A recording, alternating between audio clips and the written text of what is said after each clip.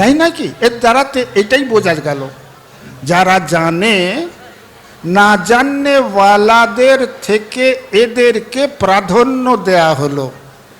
হ্যাঁ মেরে আজিজ বুজুর্গ দোস্ত, আর এজন্য মহানবী সাল্লাল্লাহু আলাইহি সাল্লামের কথা হলো এটাই, তলাবুল ইলমি ফরিদাতুন আলা কুল্লি মুসলিমিন ওয়া মুসলিমা। প্রত্যেক মুসলমান নরনারীর উপরে বিদ্যা, এডুকেশন অর্জন করা এটা ফরজ, অবধারিত কর্তব্য। এইটাই কথা বলা হচ্ছে। মেরে আজিজ বুজুর্গ দোস্ত, আমাদের মহামনীষীদের কথা হলো এটাই যে শিক্ষা হলো জাতির মেরুদণ্ড, তাই না ভাই সাহেদান? শিক্ষা হলো জাতির মেরুদণ্ড, এই কথাই বলা হলো। সেটা কোন শিক্ষা বাপ? যে শিক্ষা জাতির মেরুদণ্ড, সেটা কোন শিক্ষা?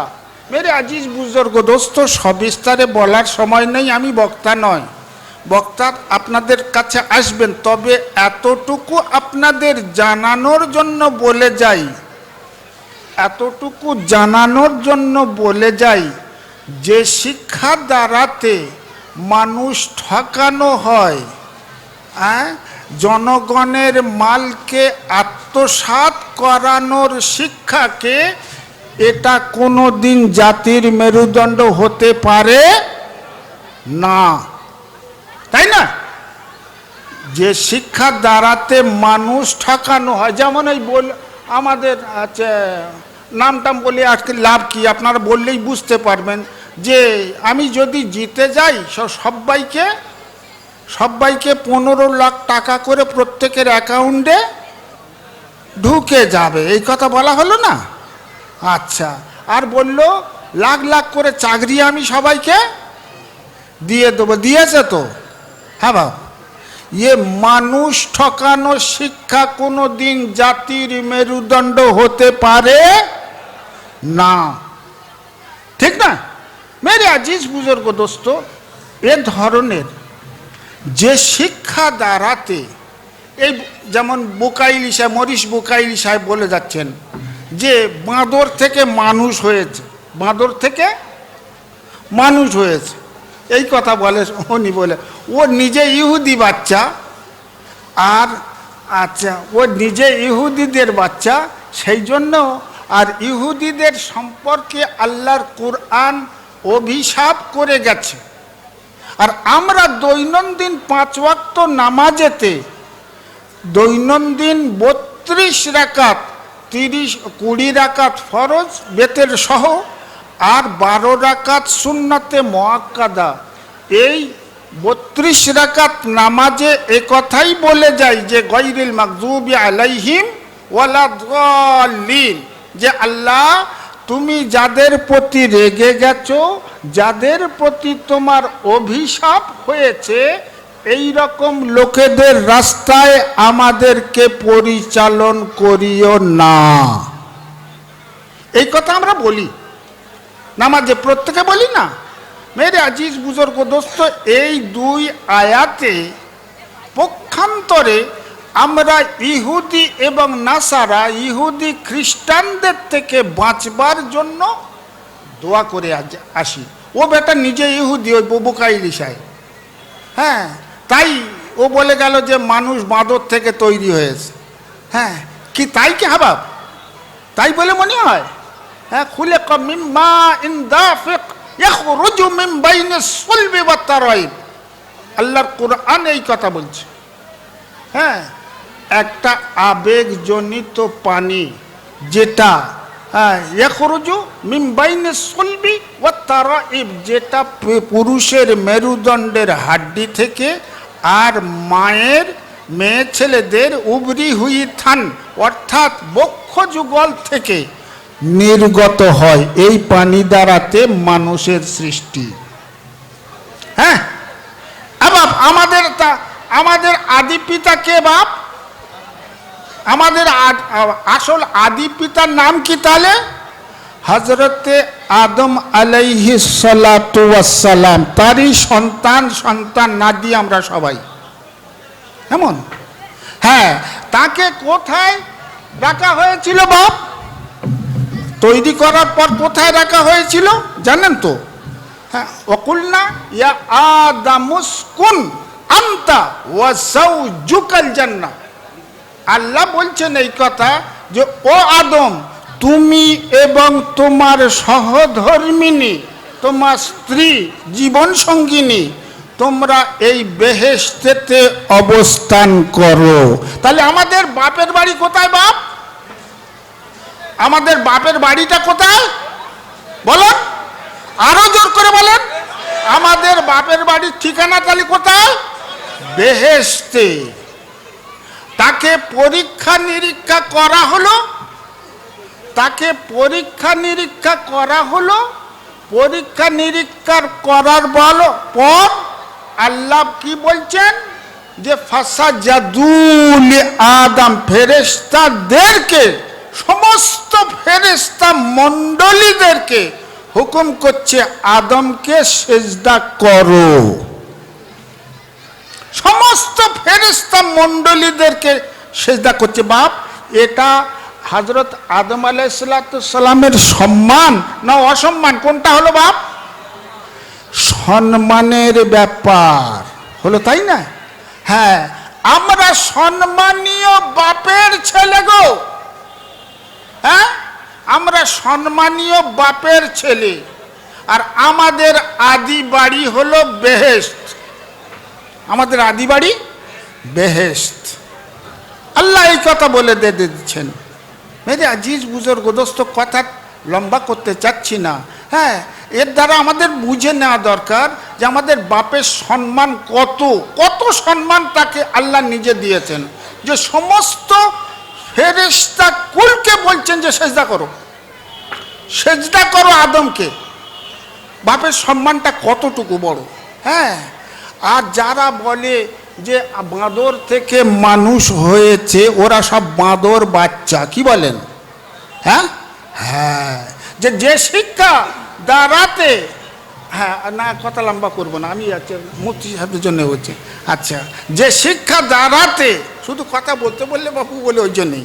আচ্ছা, যে শিক্ষা দ্বারাতে হ্যাঁ মানুষ ঠকানো হয়, যে শিক্ষা দ্বারাতে জনগণের মালকে আত্মসাৎ করানো হয়, ও শিক্ষা জাতির মেরুদণ্ড হতে পারে না।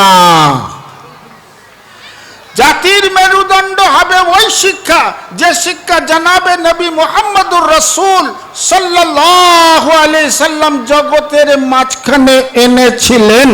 ওই শিক্ষাটাই হবে মানবতার শিক্ষা, আর ওই শিক্ষাই হলো জাতির মেরুদণ্ড। তাই মুসলমান কি শিখবে?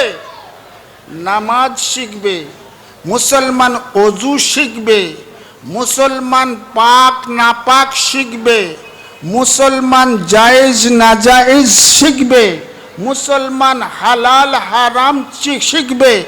মুসলমানের দ্বারাতে প্রতিবেশীর কোনো ক্ষতি হবে না, মুসলমানের দ্বারাতে তার ভাই অন্যান্য সহোদরদের কারোর কোনো অনিষ্ট হবে না। হ্যাঁ, আচ্ছা, সেই হবে মুসলমান। মুসলমানের শিক্ষা এটাই, এক কথাতে মানবতার শিক্ষা। জি, যেটা একমাত্র শুধুমাত্র কেবলমাত্র পাওয়া যাবে মাদ্রাসাতে, যেটা মাদ্রাসাতেই পাওয়া যাবে। সেজন্য মেরে আজিজ বুজুর্গ দোস্ত, সময় অসময়ে অন্য সময় কথা বলবার চেষ্টা নেব, তবে এতটুকু শুধু বলে যাই যে এই আপনি গোটা পৃথিবীতে দুনিয়াতে সব জায়গায় আপনি সার্চ করুন, দেখুন। হ্যাঁ, দেখে শুনে তারপর একটা মতামত পেশ করুন। তো যত স্কুল কলেজে ছেলেরা পড়ে, ছাত্রছাত্রীরা পড়াশোনা করে, আর মাদ্রাসাতে যত ছাত্রছাত্রীরা পড়াশোনা করে, এদের দুজনার মাঝখানে আপনি জায়জা নেন, খোঁজ খবর নেন, দেখবেন যে মাদ্রাসার তুলাবারা তারা নিজেদের উস্তাদদের কতটা সম্মান করে, কতটা শ্রদ্ধা করে। হ্যাঁ, ওস্তাদদের জুতো ঠিক করে দিয়ে দেয়। হ্যাঁ, ওস্তাদদের সমস্ত জায়গা তারা পূরণ করবার জন্য এগিয়ে আসে। পক্ষান্তরে স্কুল কলেজে এগুলো শিক্ষা ওরা পায় না। নৈতিকতার যে শিক্ষা সেটা একমাত্র শুধুমাত্র এই মাদ্রাসাতেই পায়। হ্যাঁ, আর যে কথা আমাদের মাওলানা আরিফুল্লাহ সাহেব কিছুক্ষণ আগে বলে যাচ্ছিলেন নামাজের আগে, যে বাপকে বাপের বলা, বাপের সম্মান, মায়ের সম্মান এই শিক্ষাতেই পাওয়া যায়। হ্যাঁ, এই ইলমে দ্বীনের শিক্ষাতেই পাওয়া যায়। সেজন্য ও কথা বলছি না, একটা কথা যেটা আমি হিসাবের জন্য যেটা এসেছি সেই কথাটা শোনাবার জন্য এতটুকু বলি আপনাদেরকে। আমার ভাইয়েরা বসে যান, যারা দাঁড়িয়ে আছেন দয়া করে বসে যান। মৌমাছি হয়ে মধু সংগ্রহের জন্যই বলছি। আর গোবরে পোকা যারা বাবা, তারা ও গোবর কোথায় আছে ওরা খুঁজবে, কেমন? হ্যাঁ, গোবরে পোকা, ওরা গোবরের দিকে টান মারবে, চলে যাবে। তাই যারা মৌমাছি হয়েছেন মধু সংগ্রহের জন্য বসে যেতে হবে আপনাদেরকে। আসুন বসে যান, দয়া করে বসে যান। মেরে আজিজ বুজুর্গ দোস্ত, আমাদের সহ যত খারেজি মাদ্রাসা আছে, শুধু আমাদের মাদ্রাসা নয়, যত এই দারসে নিজামির খারেজি মাদ্রাসা আছে সবগুলো ওই হিসাব নিকাশ সবাই প্রকাশ্য দেয়। প্রকাশ্য দেয় কি? কোনো পঞ্চায়েত দেয়, আচ্ছা কোনো থানাতে দেয়, কোনো জিএলআর অফিস থেকে এরকম কোনো ব্যবস্থা আছে জনগণের সামনে এবছর কি আয় হয়েছে ব্যয় হয়েছে এ বলে? হ্যাঁ, আচ্ছা ডিএমের অফিস ছাড়া আরও এসডিও, এডিও, বিডিও থেকে ও শুরু করে মুখ্যমন্ত্রী পর্যন্ত বৎসরান্তে কি আয় হয়েছে কি ব্যয় হয়েছে সমস্ত জনগণের কাছে তুলে ধরে? কি বলে? না। হ্যাঁ, তাহলে স্বচ্ছতাটা কারা আছে বলে মনে হয়? একটা মুরগি ডিম পাড়ে তো, মুরগি ডিম পাড়ে তো, আপনাদের বাড়িতে মুরগি আছে তো? হ্যাঁ, মুরগি ডিম পাড়ে তো, ডিম একটুকু একটা আন্ডা পেড়েছে, একটুকু একটা আন্ডা পেড়েছে। আর তারপর কি করে? কোটাস কক কোটাস কক কোটাস, একদম আশেপাশে সব লোকের খবর করে দিচ্ছে যে আমি কাজটা কি করেছি দেখ, কাজটা কি করেছি দেখবি আয়। হ্যাঁ, খবর করে দেয়। মেরে আজিজ বুজুর্গ দোস্ত, মাদ্রাসা আমাদের মতো যত খারেজি মাদ্রাসা আছে সবাই কিন্তু, হ্যাঁ সবাই কিন্তু এই প্রকাশ্য করে। কেউ কোনো ভাই দান করেছে, হ্যাঁ এই আব্দুল মজিদ মন্ডল নগদ হচ্ছে 10,000 টাকা, মার হাবা জিন্দাবাদ করে একদম নারায় তকবির করে একাকার করে ছেড়ে দেয়, করে না? হ্যাঁ, স্বচ্ছতাটা কারা আছে বলে মনে হয় এর দ্বারাতে? হ্যাঁ, আচ্ছা মেরে আজিজ বুজুর্গ তো আপনারা সবাই বুদ্ধিমান, কেউ কোন কথা বলতে চাচ্ছি হ্যাঁ সে বুঝে গিয়েছেন। তা কথা লম্বা করব না, হ্যাঁ আমি শুরু করে দিয়ে দিচ্ছি। আমি সংক্ষেপে আয় ব্যয় হিসেব করতে, এরপর পাগড়ি অনুষ্ঠান হবে, আর তারপরেই আচ্ছা ওস্তাদ মহোদয়গণের সংবর্ধনা হবে। হ্যাঁ বলুন। হ্যাঁ, হিসেব নিকাশটা পরে, পাগড়ি অনুষ্ঠান এখন হবে। আচ্ছা ঠিক আছে, পাগড়ি অনুষ্ঠান করে দাও। এখন যে সমস্ত তুলাবারা যারা এবছর হাফেজ পাস করেছে, হিফজ কমপ্লিট করেছে, ওদের জন্য পাগড়ি অনুষ্ঠান হচ্ছে। মেরে আজিজ বুজুর্গ দোস্ত, হ্যাঁ ইন্না ফিল জান্নাতি ওয়াদিয়া ইকালু লাহু তুবা, জান্নাতের ভিতরে একটা মরু উদ্যান আছে জি, যার নাম হলো তুবা। ওয়াসনাউ ফিল মারজান, সেটা মারজান পাথর দিয়ে তৈরি। আচ্ছা মেরে আজিজ বুজুর্গ দোস্ত, মারজান পাথরটা কি? এতটুকু বলে যাই যে কোহিনূর মণি বাদশাহ শাহজাহানের রাজ সিংহাসনে ছিল। হ্যাঁ, পৃথিবীর মধ্যে সব থেকে দামি হীরা কোহিনূর, ওর থেকেও দামি পাথর হলো মারজান পাথর। এখরুজু মিনহুমাল লুলুউ ওয়াল মারজান, এই কথা আল্লাহর কোরআন বলে দিয়ে দিচ্ছে। মারজান পাথরটা এত দামি, সেই পাথরের প্রাসাদ করা আছে। হ্যাঁ, ওয়া ইয়াসনাউ লিল মারজান ওয়া ফিহি সাবআতু আলফুম মিনাল বাব, ৭০,০০০ দরজা আছে সেখানে।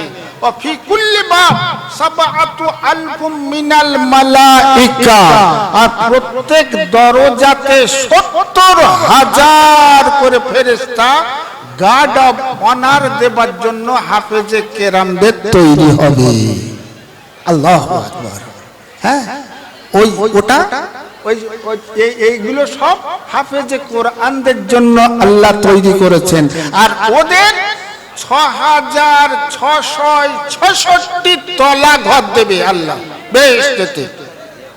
৬৬৬৬ তলা ঘর দেবেন আল্লাহ।